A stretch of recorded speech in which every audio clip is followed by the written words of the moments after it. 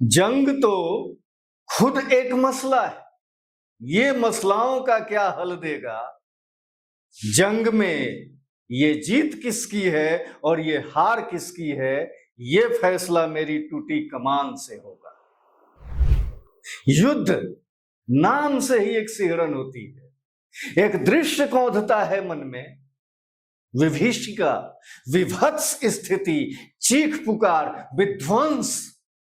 युद्ध स्थल पर सब कुछ अस्त व्यस्त, जैसे किसी मतवाले हाथी ने पुष्पित पल्लवित कमल दल को रौंद डाला। अजीब इत्तेफाक भी, अधिकांश युद्धों के अंत में समझौते होते हैं और शांति की अपील होती है दोनों पक्षों की ओर से। तो क्या युद्ध शांति के लिए लड़ा जाता है? युद्ध जरूरी है या गैर जरूरी? नमस्कार, मेरा नाम के श्रीवास्तव है और आप देख रहे हैं मेरा यूट्यूब चैनल। वीडियो सही लगे तो कृपया लाइक और सब्सक्राइब जरूर करें। आपका कोई नुकसान नहीं होगा, मेरा हौसला बढ़ेगा। कहा जाता है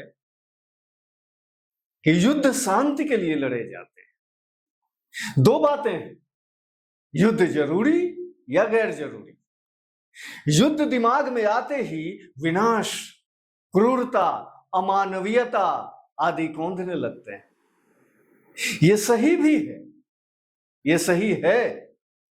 इसका एक पक्ष है कि कुछ युद्ध टाले नहीं जा सकते। ऐसे युद्ध केवल विजय के लिए नहीं लड़े जाते, बल्कि अपने अस्तित्व की रक्षा, अन्याय से प्रतिकार और मानवीय मूल्य के प्रतिस्थापन के लिए लड़े जाते हैं। दूसरा पक्ष यह है कि कुछ युद्ध अपने विस्तारवादी अहम में गतिक होकर वर्चस्व को कायम करने के लिए लड़े जाते हैं, अपने हकूक को कायम करने के लिए लड़े जाते हैं, एक दूसरे को नीचा दिखाने के लिए लड़े जाते हैं। भारतीय संदर्भ में अगर देखें तो भारत कभी आक्रांता या युद्ध का चाहक नहीं रहा। अंतिम समय तक युद्ध टालने की प्रवृत्ति रही। जब कोई विकल्प न बचे तभी युद्ध की अवधारणा को मान्यता देता है, तभी युद्ध किया।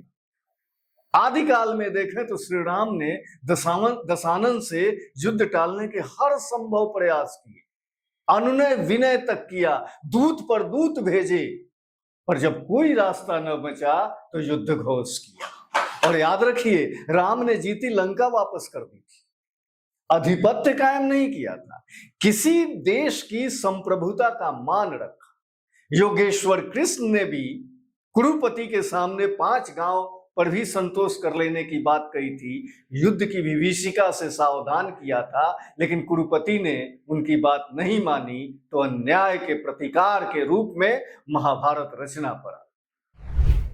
बाद के कालखंड में कभी भी भारत आक्रांता नहीं रहा, अपितु आक्रांताओं को झेला और अपने वजूद की रक्षा हेतु युद्ध किया। साम्राज्य विस्तार और हड़प नीति के लिए युद्ध वस्तुतः यूनानियों की देन है, समझिएगा इस बात को। रोमन साम्राज्य इसमें गतिक रहा, ईसाइयों ने इसे अपनाया और बाद में इस्लामिक प्रादुर्भाव ने इसे गति दी। इसमें धार्मिक पुट मिलाया, तलवार के बल पर साम्राज्य विस्तार किया। क्रूरता और निःशंसता की पराकाष्ठा थी ये युद्ध सिर्फ और सिर्फ अधिपत्य और विजय के लिए लड़े जाते थे। इसमें किसी मूल्य की स्थापना या शांति की बात बेमानी थी। ईसाइयत और इस्लामियत ने विश्व को अपने साम्राज्यवादी हवस का अखाड़ा बना दिया। मध्य युद्ध को इसीलिए बर्बर युद्ध भी कहा जाता है। आधुनिक काल में देखें तो 1905 से 1913 तक यूरोप में छोटे मोटे युद्ध निरंतर होते रहे, जिसकी परिणति 1914 में प्रथम विश्व युद्ध के रूप में हुई। कुछ इतिहासकारों ने इसे छोटे छोटे युद्ध के अंत के लिए एक बड़े युद्ध की संज्ञा दी है, परंतु ये युद्ध वस्तुतः ऑस्ट्रिया हंगरी की साम्राज्यवादी चाहत और रूस के निरंकुश जारशाही की गति की परिणाम थी। दो ध्रुवों में बटा विश्व, एक तरफ ऑस्ट्रिया, जर्मनी, इटली, तो दूसरी तरफ ब्रिटेन, रूस और फ्रांस। इन्हीं के इर्द गिर्द कुछ और अवयव। भयानक विभीषिका के बाद युद्ध का अंत, साथ ही ऑस्ट्रिया का अंत और रूस में जारशाही का अंत। एक नए शासन सत्ता का उदय हुआ रूस में और वामपंथी गति के रूप में यह गतिक हुआ। लेकिन ये युद्ध किसी शांति से ज्यादा वर्चस्व की स्थापना का था, जिसकी त्रासदी पूरे विश्व ने झेली। लेकिन नियति यहां भी सही नहीं थी, नियत यहां भी सही नहीं थी, खोट था। शांति स्थापना हेतु वर्साई की संधि हुई, पर मित्र राष्ट्रों के अहंकार ने जर्मनी को कुचल के रख दिया।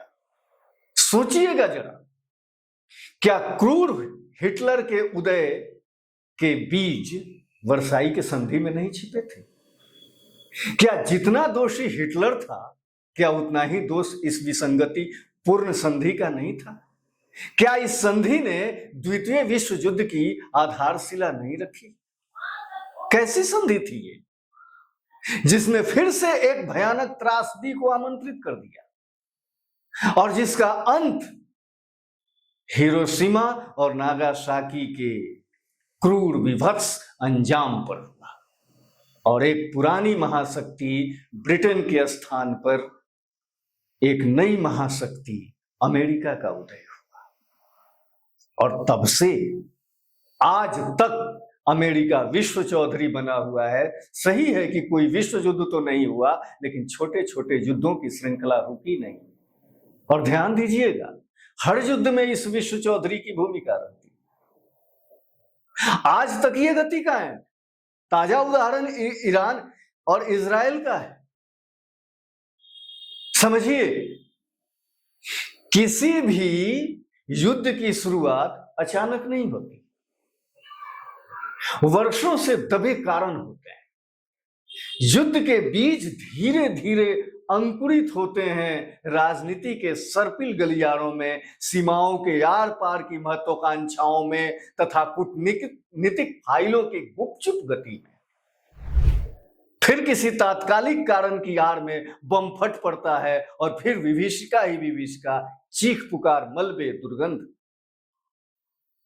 हर तरफ अफरा तफरी, मकानों के मलबे, लाशों के अंबार, मीडिया में बहस, तर्क वितर्क, कुछ दिनों या महीनों तक माहौल सिपाही मोर्चे पर जान देता है। आर्थिक क्षति होती है, सामान्य नागरिक घर में दुबक जाते हैं और बच्चे समझ नहीं पाते ये गलती किस गलती की सजा है, ये किस गलती की सजा है। और फिर विध्वंस के बाद सीज फायर आता है। अभी भी हुआ है सीज फायर।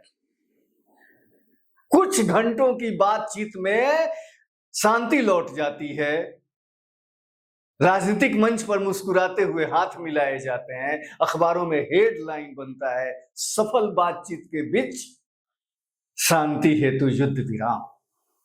क्या सचमुच शांति आ जाती? सोचिएगा, क्या ये सीज फायर हुआ है? क्या सचमुच शांति? क्या यह शांति भविष्य में किसी अघोषित तूफान का सूचक नहीं होती? क्या यह तथाकथित शांति उन परिवारों को, उनके खेवनहारों को लौटा देती? क्या वो दर्द, पीड़ा, रुदन से उपजे संत्राश पर यह शांति मरहम का काम करती है? नहीं। क्या शांति के लिए यही एक रास्ता है?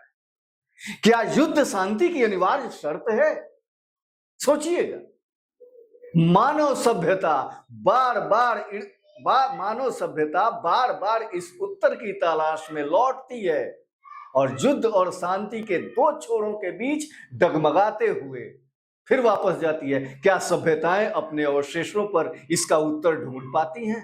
शायद नहीं, शायद नहीं। याद रखिए, जब तक इसका उत्तर नहीं खोजा जाता तब तक युद्ध होते रहेंगे, हो रहे हैं, पहले भी हुए हैं, आगे भी होंगे। और एक थकी हुई शांति फिर से सुकून का भ्रम लेकर लौटती रहेगी। शोर का स्वर सबब बन सकते हैं, लौटती रहेगी शांति थकी हुई, लेकिन शोर थमेगा नहीं। सरगम होना मुश्किल है, फूल की झुलसी पंखुड़ियों पर शबनम होना मुश्किल है, और गुस्से में उबल रही इस दुनिया को कोई तो समझाओ, खंजर होना बहुत सरल है, मरहम होना मुश्किल है। बहुत बहुत धन्यवाद, बहुत बहुत धन्यवाद आपका।